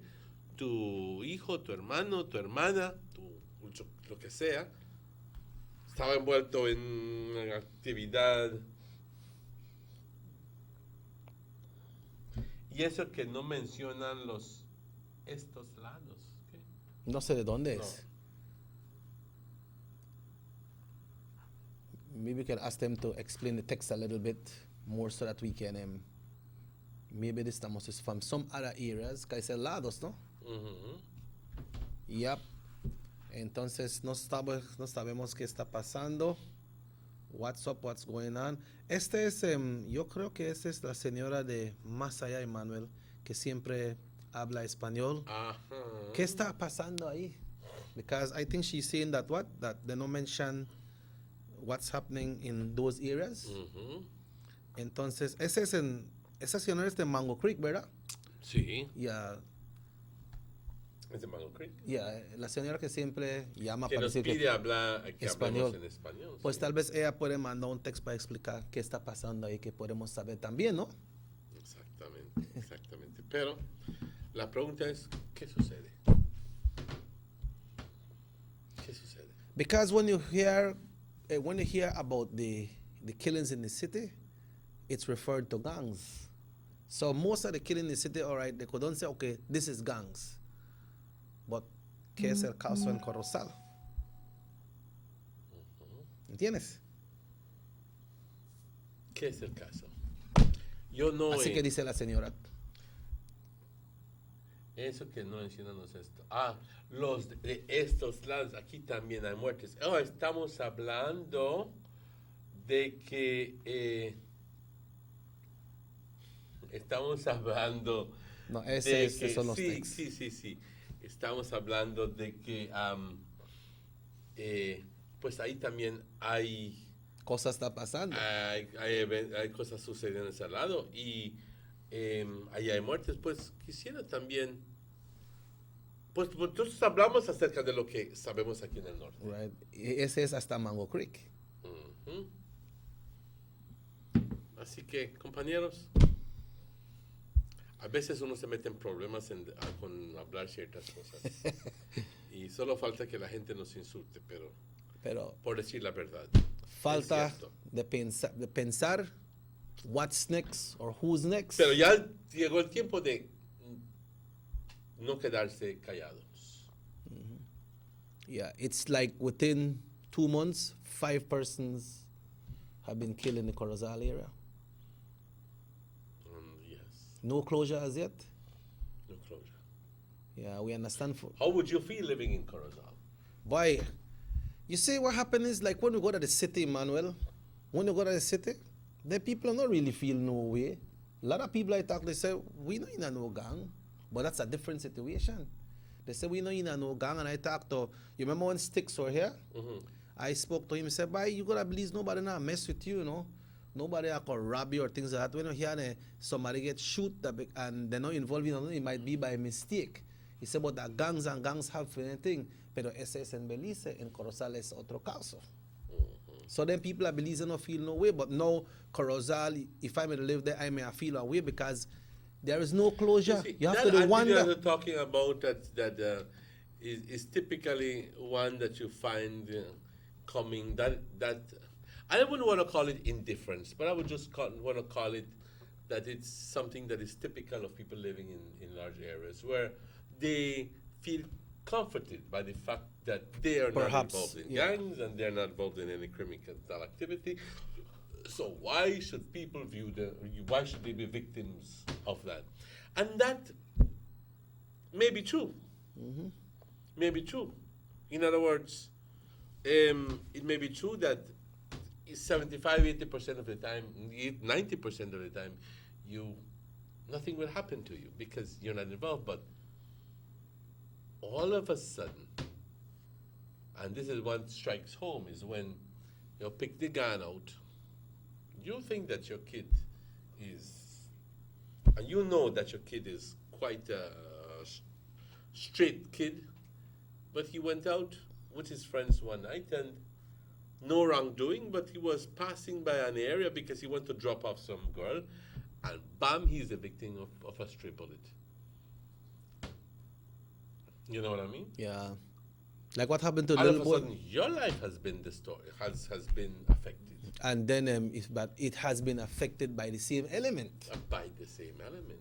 Because remember what happened to the little boy on the bicycle on Daly Street in Belize City? What I'm gearing at is, let's not be indifferent to what's happening around us. Let's be preoccupied because all of a sudden you may suddenly fall victim to all of these things. Right. So it could happen to you, it could happen to somebody else. I remember one time they may kidnap some people right from the shore area, the Corozal. But a long time ago, real. I know. So remember the story, but that happened. But now, the two cases have similarity, and maybe they are not related. But when they have similarity like that, then it open up your mind and make you want to think and say, why this happened so? They find this one so, they find that one so. Same area, the vehicle are same area, and the people are put in different area as well. Then it make you wonder, right? It make you wonder. But we are no forensic. That's so true. That's so true. Well, ladies and gentlemen, we mentioned the case of the Mr. Vera very simply because, well, he was the second in command, right? He was, yes, exactly. And if you have persons who are in such a high position and are found guilty of wrongdoings and of what is it that says corrupting the system? In other words, offering their, what you call it. At the end of the day, we rely on the forensics department to tell us the facts, to give us more insight as to the cause of death, blah, blah, blah, you know. And in this case, his information, according to the media, was that he allegedly offered to make some report disappear, allegedly, you know? Yep, and a serious... Or changed and for a fee. So, you understand me? And it's not like, according to the report, it's not like this person went to him. He approached this person. Can it be that perhaps he has done it before?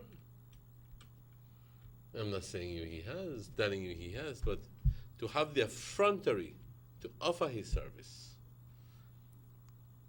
Do you normally offer that service the first time you do it? The first time you do it, you get catch. The first time you do it, you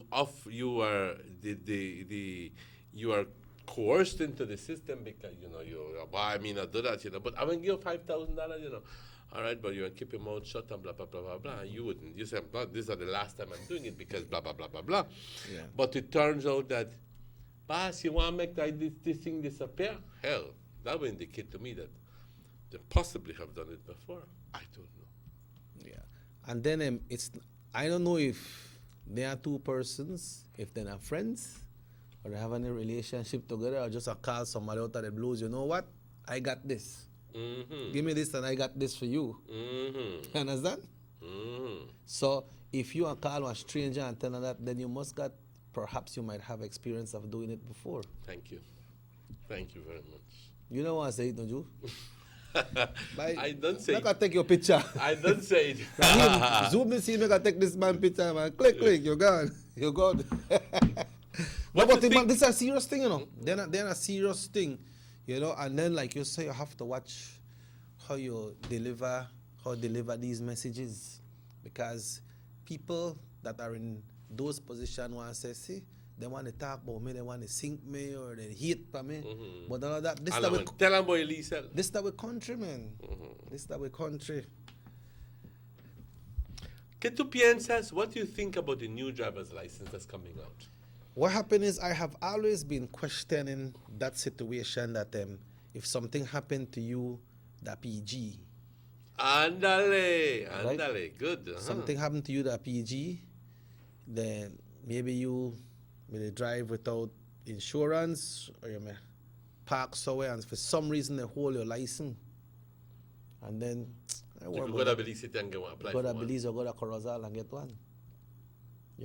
And you got your driver's license. When they stop you again, you got your driver's license. So nothing really is going to change except that now, like Mr. Mayor Bradley said, now all the information is going to be channeled to a master database. Yeah. And I used to always say, no, when the police stop you, they stop you, or the traffic people stop you on the road, in the States, they have the apparatus right in the vehicle and scan you. And it tells you have so much ticket pending, traffic ticket pending, you have you escape from jail, you may get convicted for drugs, you may this, you may the other. You know what the system will avoid? The false license. A lot of people make their own thing, and so when I put that through the system, what? This not in the system. put that again. Where you get this license from? Shake up the machine. Yeah. Something wrong? Yeah. Make I scan my own one. And when I scan my own one, it work. Make I try your one again. This not come up. Where you get this license from? They got a lot of them out there, no? I didn't know that. Well, a lot of them out there. I did not know that. So this is a way of transparency, and I believe it's good. But they should not do it just with the driver's license. They should do it with the registration on vehicles as well and the license sticker. Some people got more than one vehicle. And when the license sticker expired by one, they take it off and they put it by the next vehicle. Some of the vehicle there, some of the license, but they got a description for the vehicle. But some people when look at it and say, oh, expired December 2017, so that is good. Some of them got a description for the vehicle, just like with insurance. First, people used to say, take off our insurance off of one vehicle and put it on the next one. So when it pass, expired September 17, 2017, it's June. Go by. But it's not the same vehicle. It's not the same vehicle. They take it off and they put it on the next vehicle. But you see, like what you would explain to me one time, if somebody run into a house and because that person run into a house, you run so, and because that person be running to you run and you knock down somebody, that person will go he not gonna nothing for you. He never knock down nobody, that you knock down. That you responsible for that. And when you gonna false thing like that, Emmanuel, if you get in a problem, I ask somebody one time, what you do? He said, boy, I pull off the sticker. Well, you pull off the sticker, you're still guilty because you don't have insurance. You know when they like say, boy, you don't got no checkpoint. So I'm not really worried about that. Hello, good morning, Sugar City Morning Show. Yeah, buenos dias. Hello, go ahead. So I welcome it, man. Yes, I do too. I welcome it. I do too. And I think that more and more companies, insurance companies, licensing authorities will be utilizing the centralized database system because, you know, and I'm glad. Hello, go ahead. The person is still on the line. Yeah. Hello, buenos dias. Yeah, they got a TV very loud, pa. Right, go ahead. Yeah, they're where was I? The system. Yes, they will be utilizing more decentralized database system because it gives them an ability to find all the deficiencies and to see when people want to coerce the system into, you know, not coerce, but when the system, when they want to get the better out of the system. But I wonder, Emmanuel, if now that when time you put this, let's say a municipality, want put this because the municipality still want handle the issuance of driver's license, right? Oh yes, the town council will. Let's say that. So now when they put that in a database, they have to put your application in there as well, right? Your whole data. So they know, okay, this license was given at certain town, let's say Orange Walk town. This was given at Orange Walk town. This person take a written test, certain day and so, and it show the proximity at the time. So I think they should have put it, okay, from the first time you give application, give you your month if you drive with your L, because we not say L about the place again, you know. I know some people will go there, some councils and get their license, they pay and leave money and they get it without even operate a motor vehicle as well. I know somebody will get one to drive 10-wheeler, he never did operate one. But then when election time it comes, so people come and boast to me, say I get my license and I get 100 too. Wow. So you see how much adjustment has to be done and the system will be more fair. Because if you have to follow out that farm and that in a system right away, if this person got a Belmopan today and he get a license today and they stop here and they go in a system, no, but how you can get this license today? And you ain't got through your written test. You never do your listening test. All this. And you know this as a fact. That thing happen, man. They got people at states who get a license right there. Send a little money, I want 2 pictures or whatever, and they get a license. You remember a lady in the show? It's $60 for a year and $100 for 2 years. Am I right? I know what 2 years. Can't afford 2 years. So when I go for 60. Brother Wayland could afford 2 years. It's just a natural cheap. So you see, you make the system get more uncorrupted. Hello, good morning. Buenos días, adelante. Hello, ¿me escuchas? Buen domingo. Te la que blue eye television pa. Por favor, baja el volumen de tu televisor ante todo. Yeah, we have someone on the line. We are trying to see if we can get him on. It's 12 minutes away from. Yeah, really can't understand. So you understand how are the laid out, right, Emmanuel? Then the things that they have to put it that there are things when I system too. When you get a written test, what date to get it. So from that date to that date, one license, I think one license, when you apply for one license, it's supposed to be like in a month time that you're supposed to go get it for get a written test, driving test, right? That all I just got to them and get it. But you know, sometimes I want to help people because only political favors and things like that, and the things are not correct. When I go and I got my L, and I use my L, but then a few days back, people said in a whole time thing, they not got L again. You know? But I believe it's something good, man. So, like, if you gone out this weekend, because I remember one time when I lost my license, they tell me I have to go to the police station and go make one report. And it's not only to make the report and get it, you pay your $8, but that report is there. So, if something come up, and you may say you lost your license, and when you look 1 month after or 2 months, San Ignacio police call the Orange police station and say, do we have a Robert Usher living there? Yes. All right, well, me take your license right there so because I drive drunk, but we can't find her. No, I don't gonna make one report and say I lost my license, I gonna swim or something, I lost my license. So that report will come up against you. So then you can't just go to the transport department and say, no, you lost your license. Say, all right, make a give a next one. You have to give a police report.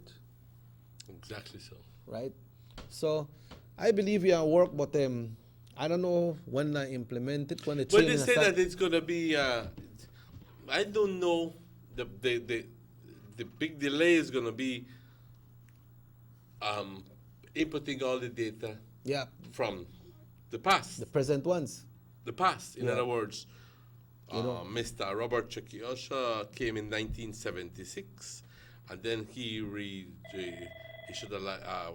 was issued a driver's license in 1984, and in 86 he reapplied. So blah, blah, blah. that'll take one long time. I don't know if they're going to do all of that. Hello, good morning. Buenos días.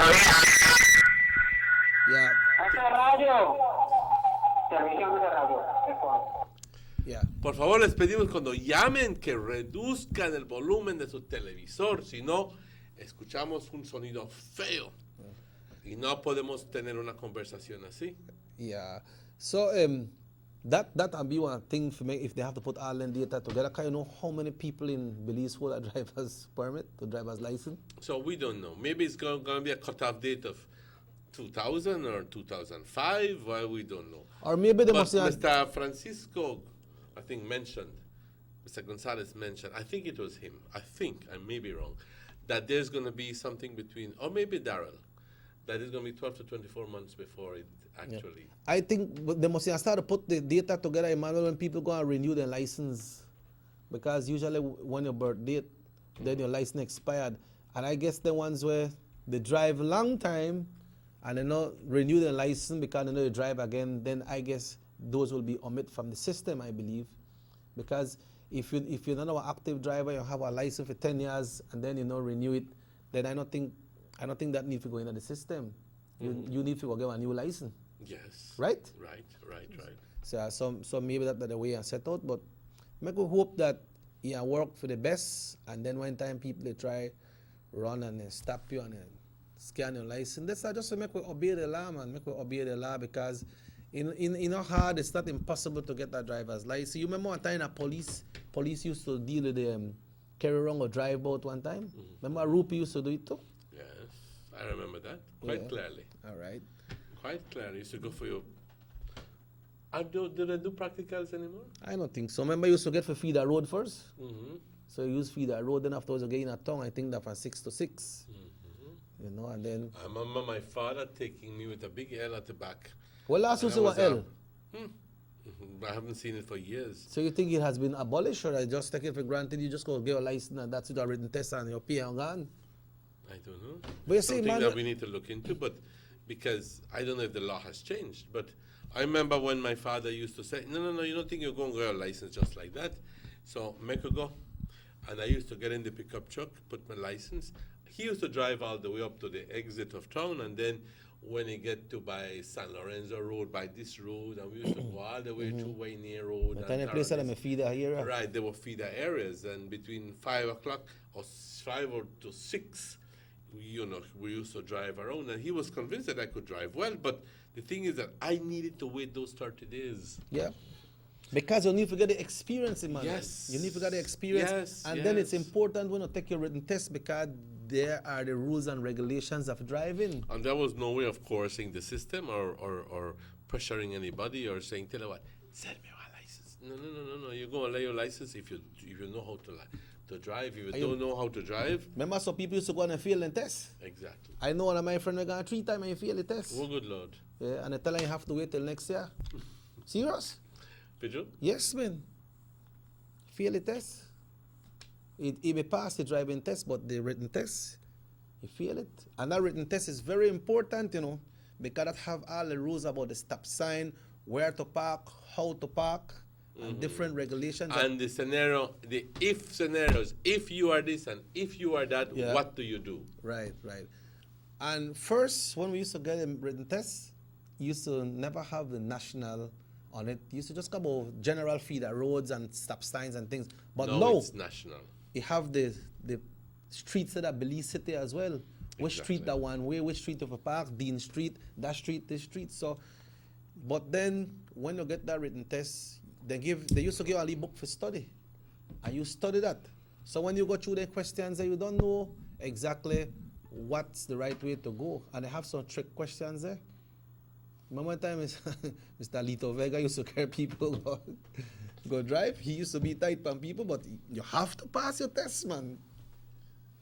Lito, yo me recuerdo eso. Si es que estás viendo, yo me recuerdo eso. But then they did a good job. They did a good job because one time he carried me and thought, "Why you don't pass your test?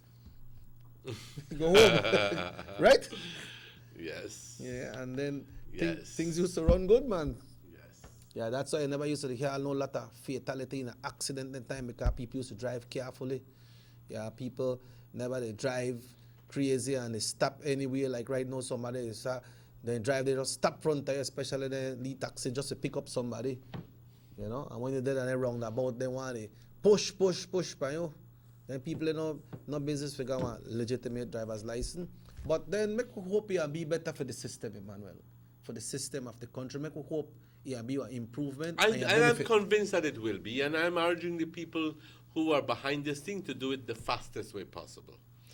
That and I do understand the limitations. I do understand that the logistics involved in inputting all the information of all, say, 300,000, 200,000 drivers, because for as many, I would believe that there are as many drivers as there are voters. So let's put it at 250, Yeah.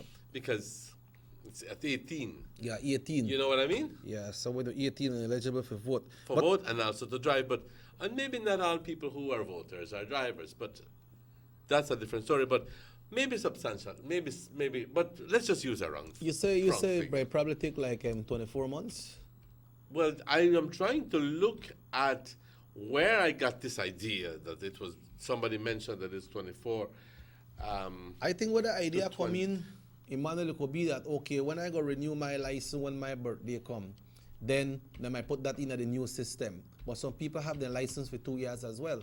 So maybe when they do it for 2 years, they figure in between 2 years, all the people will come out, and then they're going to go renew their license. So when they renew it, I believe it will be set up in the system. And I believe there will be a cutoff point, and I tell people, you know what?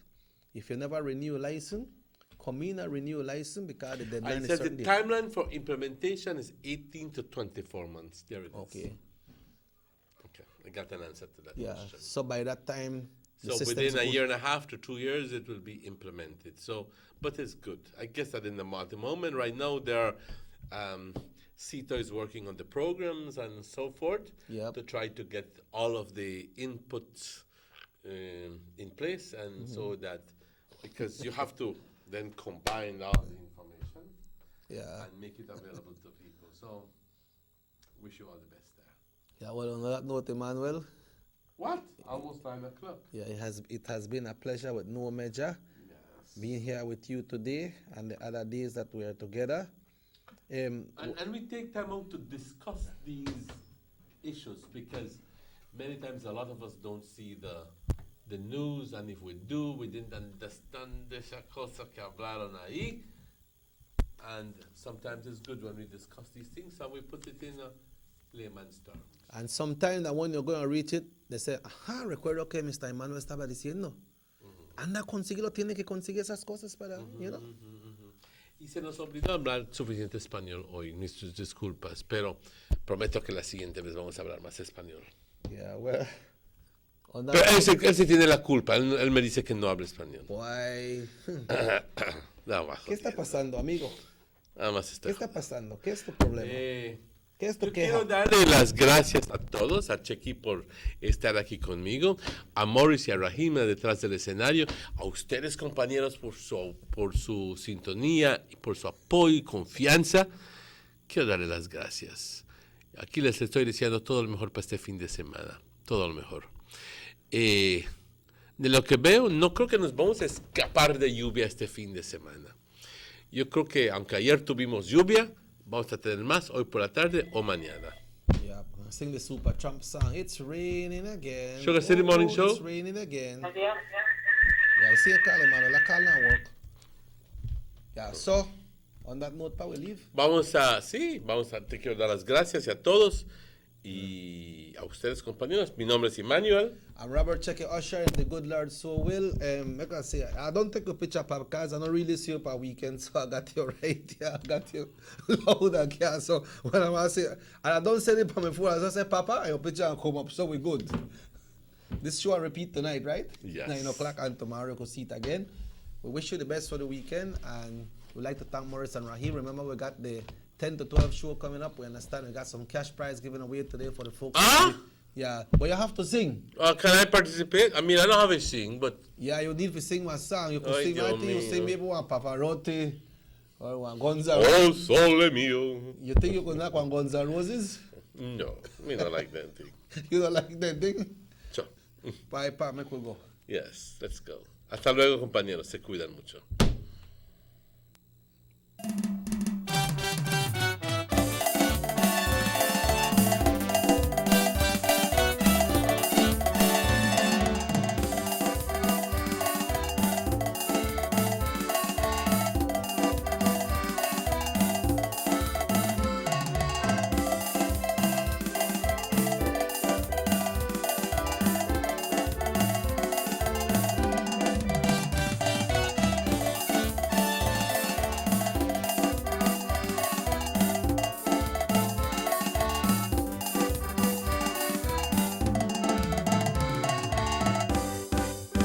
Sugar City Morning Show.